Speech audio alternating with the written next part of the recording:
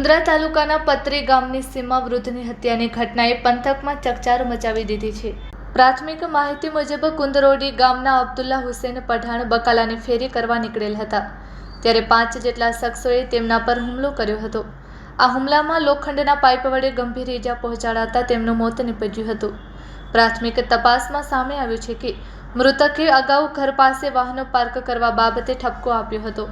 આ બાબતને અદાવતીમાં હુમલો કરવામાં આવ્યો હોવાની આશંકાઓ વ્યક્ત થઈ રહી છે। આ બનાવ અંગે પ્રાગપર પોલીસ મથકે કુંદરોડી ગામના 2 શખ્સો સામે હત્યાનો ગુનો નોંધવામાં આવ્યો છે।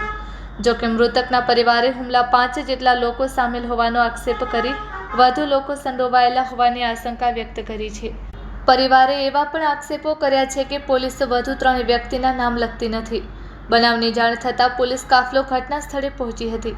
મૃતકને પોસ્ટમોર્ટમ માટે ખસેડી વધુ તપાસ પોલીસે હાથ ધરી છે।